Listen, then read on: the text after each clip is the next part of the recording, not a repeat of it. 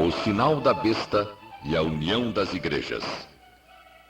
Apocalipse capítulo 14 apresenta a mensagem proclamada por um anjo dizendo que a humanidade será dividida em dois grupos. De um lado, os que recebem o sinal da besta, e do outro lado, os que recebem o sinal de Deus, os que guardam os mandamentos de Deus e a fé em Jesus. É importante conhecer este tema. A todos os sinceros, Jesus promete: mas o Consolador, o Espírito Santo, a quem o Pai enviará em meu nome, esse vos ensinará todas as coisas e vos fará lembrar de tudo o que vos tenho dito. Quando vier, porém, o Espírito da verdade, ele vos guiará a toda a verdade. E conhecereis a verdade, e a verdade vos libertará. Se, pois, o Filho vos libertar, verdadeiramente sereis livres. É desejo de Deus que todos recebam o seu sinal. Resguarda o testemunho, sela a lei no coração dos meus discípulos. Isaías 8:16. Esta é a aliança que farei com eles, depois daqueles dias, diz o Senhor. Porei nos seus corações as minhas leis, e sobre as suas mentes as inscreverei. Hebreus 10:16.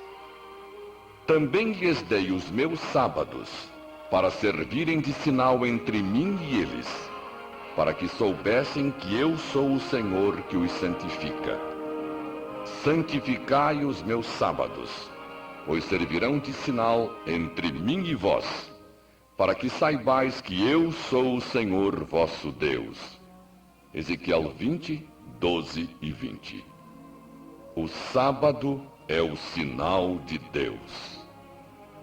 Considerando que Jesus não mudou a lei, e tampouco autoriza que seja mudada, considerando que os fiéis recebem o sinal de Deus, e são obedientes aos mandamentos, Apocalipse 14:12, fica claro que Deus não mudou o seu sinal, o Santo Sábado. Cada vez que surgir a pergunta, quem mudou o sábado para o domingo? Devemos responder que em Daniel 7:25 está escrito: e cuidará em mudar os tempos e a lei.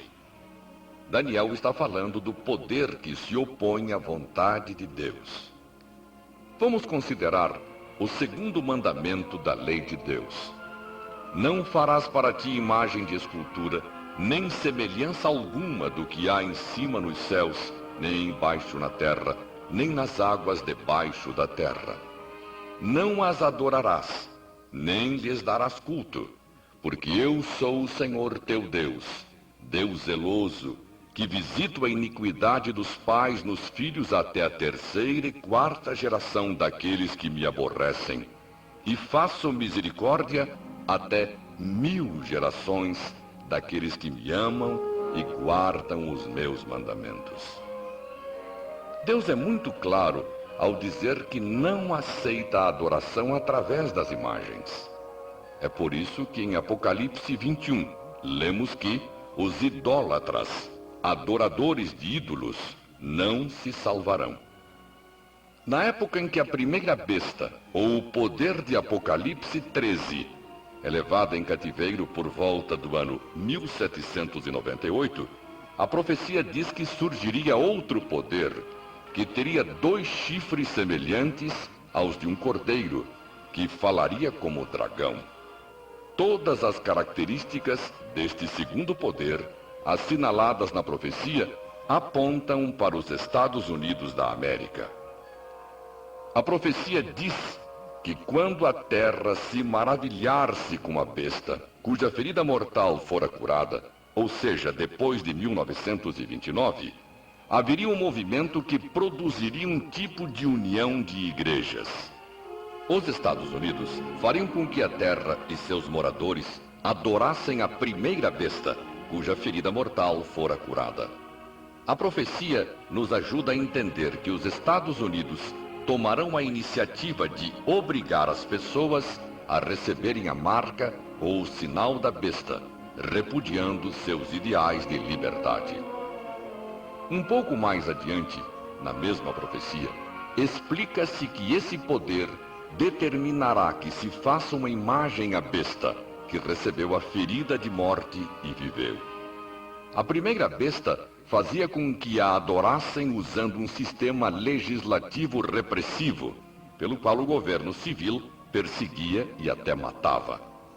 Entende-se que se fará uma cópia de um sistema legislativo com leis repressivas para conseguir os mesmos resultados obtidos durante a época da Inquisição. A imagem da primeira besta será formada quando o Estado e a Igreja se unirem para impor um dia oficial de adoração. O Apocalipse diz que a repressão que se instalará imporá a todos os moradores da terra a marca em sua mão direita ou em sua fronte. A fronte representa a mente, a mão, o símbolo do trabalho. O sinal será imposto quando for decretada uma lei proibindo comprar ou vender aos que não tiverem o sinal da besta.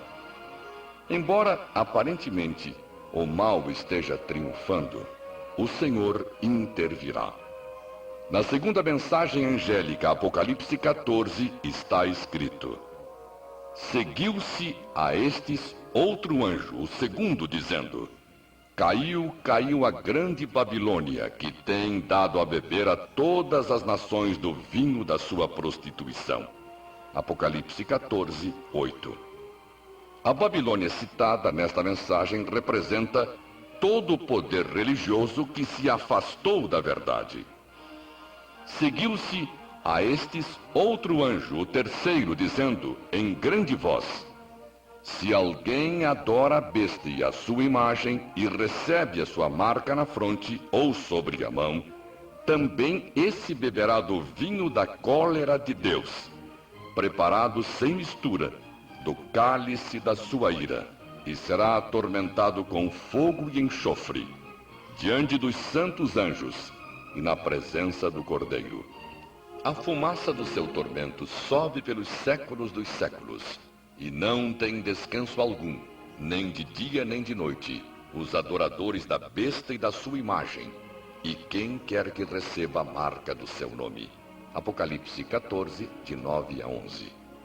Mas, ao final das três mensagens angélicas, Apocalipse 14, 12, mostra aos fiéis: Aqui está a perseverança dos santos, os que guardam os mandamentos de Deus e a fé em Jesus.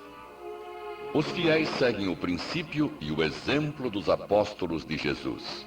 Então Pedro e os demais apóstolos afirmaram: Antes importa obedecer a Deus do que aos homens.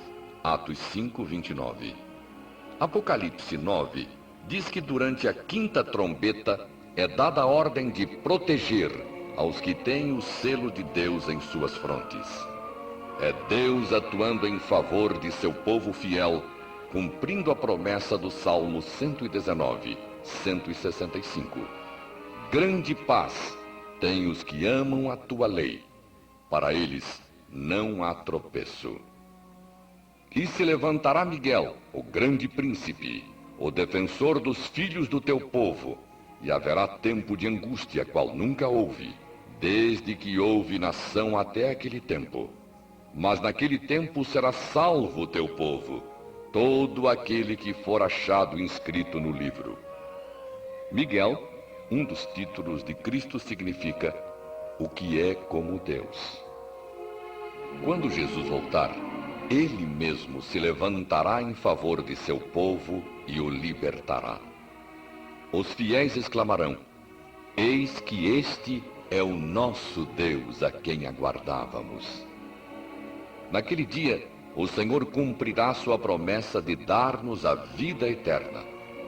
Seus anjos nos levarão até a ele, e teremos a emoção de ouvir a sua voz. Vinde, benditos de meu Pai, e possuí por herança o reino que vos está preparado desde a fundação do mundo. Deus deseja que todos sejam salvos. Mas Deus é longânimo, não querendo que ninguém pereça, mas que todos cheguem ao conhecimento de Deus. Faça a decisão de ser fiel a Jesus. Peça a Ele que interceda diante do Pai e que o guarde durante o tempo de angústia. E quando Jesus voltar, você estará entre os que receberão a vida eterna.